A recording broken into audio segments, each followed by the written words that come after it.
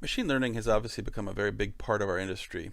And at this point, I've trained probably close to 3,000 people around the world on various levels of machine learning. And one of the questions I get asked a lot is, what programming language should I learn?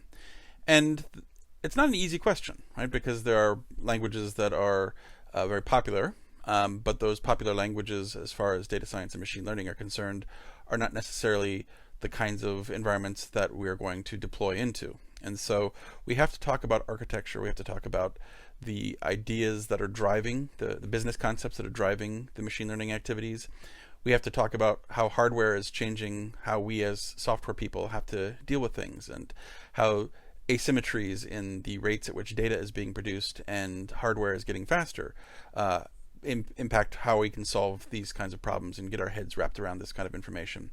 So this workshop is really a way of orienting you into a series of decisions that you're likely to have to make with respect to building, training, and deploying machine learning systems in production, but also in terms of career development, how you spend time learning activities, learning languages, learning frameworks, libraries, toolkits, and how those can work together.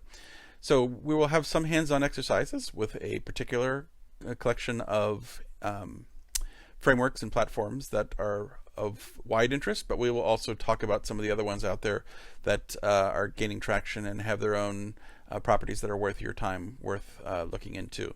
So come join us and help you become more of a machine learning contributor, whether you've got a background in research or not. There's a great opportunity for sort of, quote, regular developers to assist in the operationalization of machine learning systems, and this workshop will help get you going in that direction.